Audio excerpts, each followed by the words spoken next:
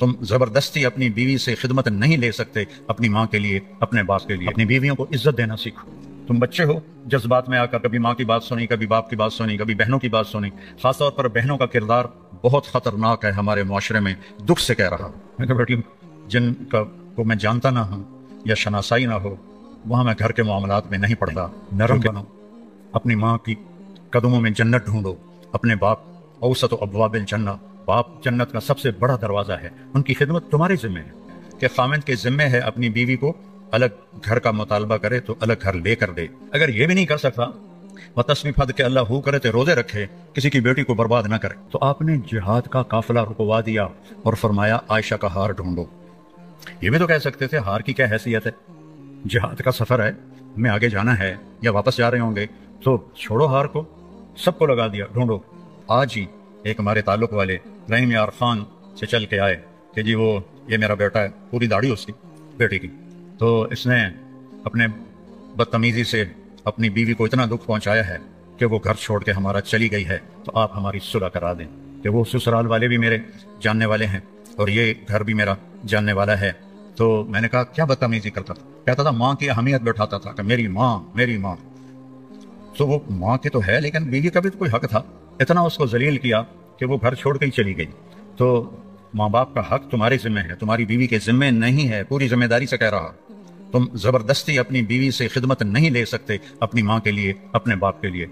उसकी खुशकिस्मती है वो खिदमत करे, उसकी इज्जत है वो खिदमत करे, लेकिन उसे तुम मजबूर नहीं कर सकते हो कि तो खिदमत नहीं करेंगे तो ए कर देवांगा ओ कर देवांगा। आज की सुबह की बात, एक घर टूट गया सिर्फ उस बच्चे की नादानी और बद अखलाकी की वजह से। अपनी बीवियों को इज्जत देना सीखो, अपनी बीवियों को एहतराम दो, उनसे इजहार मोहब्बत करो।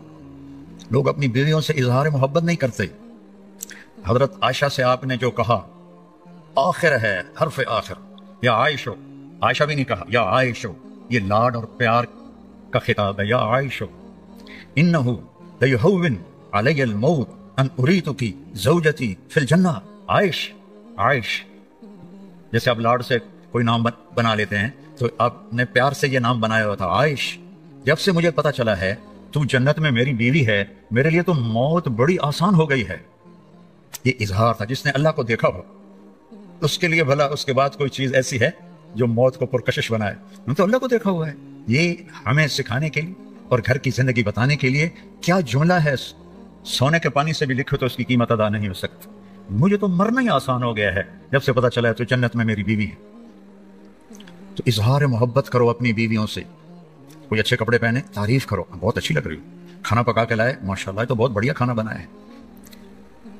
हकीम डॉक्टर अब्दुल हई साहब हज़रत थानवी के खलीफा एक मुरीद के घर खाना खाने गए। वो खाना बड़ा पसंद आया तो उन्होंने अपने मुरीद से पूछा किसने पकाया। कहा जी मेरी बेगम ने पकाया। कहा उसे बुलाओ। वो आ गई, कहने लगे बेटी आपके हाथ का खाना खाया, बहुत बढ़िया था, बहुत मेहरबानी। तो उसने ज़ारो कतार रोना शुरू कर दिया, जोर जोर से। तो डॉक्टर साहब रहमतुल्लाह ने फरमाया बेटी रोने की क्या बात है, मैंने तो कोई ऐसी बात नहीं कही। कहना नहीं हजरत मैं इस पे नहीं रो रही, मैं इस पे रो रही हूँ कि ये जो आपके मुरीद बैठे हैं, मैं 30 साल से इनके घर में हूँ, 30 साल से इन्होंने कभी एक दफा मुझे नहीं कहा कि तूने खाना अच्छा बनाया है, एक दफा भी नहीं कहा। हम सीरत भूल गए हैं, सीरत भूल गए हैं। फिर ये जो हमारी जॉइंट फैमिली है सिस्टम, ये पहले बहुत अच्छा था जब इज्जत एहतराम का सबका अपने अपनी जगह पे था। अब तालीम ने हर चीज उथल पुथल कर दी है और इस सोशल मीडिया ने हर चीज को तबाह बर्बाद कर दिया है। तो अब ये एक वबाल जान बन गया है, एक मुसीबत बन गया है। तो बीवी से कोई कमी बेशी हो तो अपने माँ बाप की हिफाजत करो, माँ बाप कोई कमी बेशी करने लगे तो अपनी बीवी की हिफाजत करो। ये हमारे घरों का दस्तूर है। तो तुम बच्चे हो, जज्बात में आकर कभी माँ की बात सुनी, कभी बाप की बात सुनी, कभी बहनों की बात सुनी। खासतौर पर बहनों का किरदार बहुत खतरनाक है हमारे मुआशरे में, दुख से कह रहा। वो ऐसे कान भरती हैं कि वो एक बेचारी लड़की अपने भाई के साथ एक टूटा हुआ मोटरसाइकिल, उस पर विहाड़ी से चल के आए, विहाड़ी से दोनों बहन भाई आए। कहा जी आपसे बात करनी है, मेरा खामिंद है, उसकी बहनें मेरी शिकायतें लगाती हैं और वो मेरी पिटाई शुरू कर देता है, मुझसे पूछता ही नहीं है कि बात क्या है, मुझे मारना शुरू कर देता है। आपके बयान बड़े सुनता है, आप उसको समझा दें थोड़ा। मैं कहा बेटी जिनका को मैं जानता ना हूँ या शनासाई ना हो, वहाँ मैं घर के मामलात में नहीं पड़ता, क्योंकि सुनने वाले के दिल में जब तक मेरी बात का वजन नहीं होगा वो मेरी बात को लेगा नहीं। नरम बनो, अपनी माँ की कदमों में जन्नत ढूंढो। अपने बाप औसत अबवाबिल जन्ना, बाप जन्नत का सबसे बड़ा दरवाज़ा है, उनकी खिदमत तुम्हारे ज़िम्मे है। ماں کی خدمت تمہارے ذمے ہے، باپ کی خدمت تمہارے ذمے ہے۔ اس لیے فقہا نے لکھا ہے کہ خامند کے ذمے ہے اپنی بیوی کو الگ گھر کا مطالبہ کرے تو الگ گھر لے کر دے، نہیں لے سکتا تو گھر کا ایک پورشن اس کے لیے الگ کرے، یہ بھی نہیں کر سکتا تو ایک کمرہ، ایک ٹوائلٹ، ایک کچن، یہ اس آنے والی بچی کا حق فرض ہے۔ اگر یہ بھی نہیں کر سکتا اور تسبیح پڑھ کے اللہ ہو کرے تو روزے رکھے، کسی کی بیٹی کو برباد نہ کرے، اپنے آپ کو نمایاں کرو۔ میرے نبی جہاد کے سفر میں ہیں، جہاد کے سفر میں ہیں، اور جب سفر شروع ہونے لگا اور اما عائشہ اونٹ پہ بیٹھ گئیں تو دیکھا تو گلے کا ہار کوئی نہیں تھا۔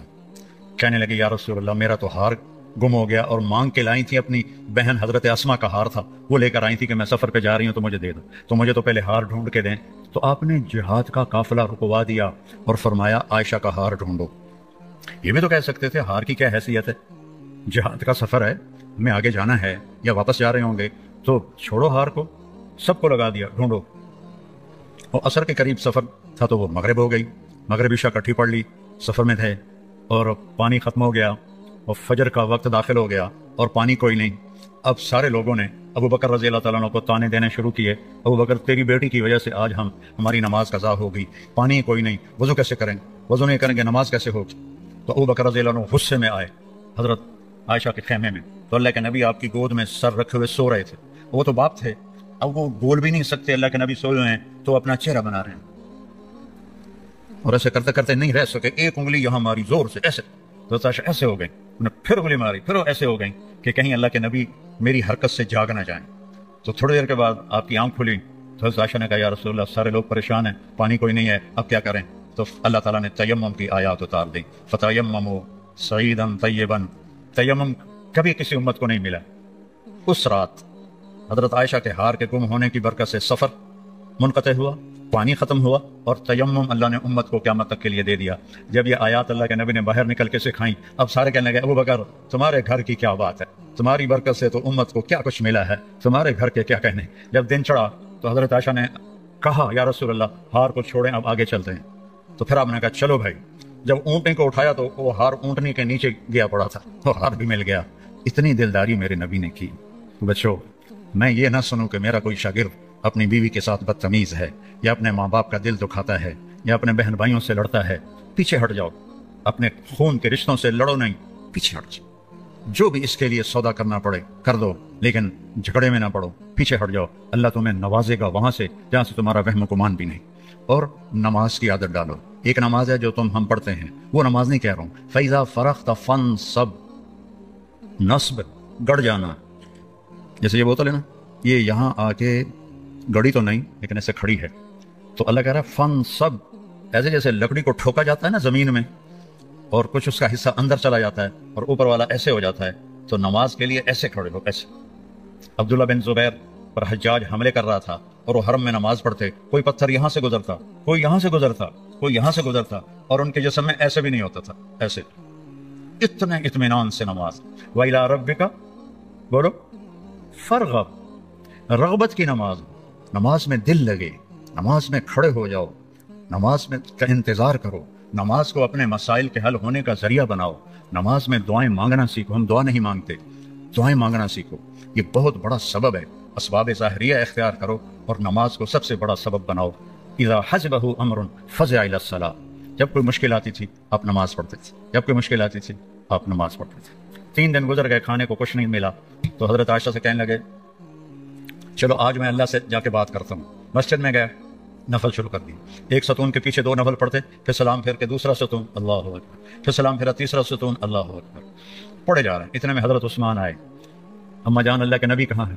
ان کا 3 دن سے فاقہ تھا، اللہ سے مانگنے گئے تو ہزاروں قطار رونے لگے، مجھے کیوں نہ کہا، عبد الرحمن بن عوف کو کیوں نہ کہا، ثابت بن قیس کو کیوں نہ کہا، یہ سارے مالدار تھے، بھاگے بھاگے گھر گئے، پورا اونٹ بھر کے راشن کا لے کر آئے اور آ کر وہاں اللہ کے نبی کے گھر اتارا، اور پھر بھاگے بھاگے گئے اور گھر میں جو سالن تیار ہو گیا تھا وہ اٹھا کے لائے اور روٹیاں اٹھا کے لائے اور آ کر دیا کہ پکانے میں دیر لگے گی۔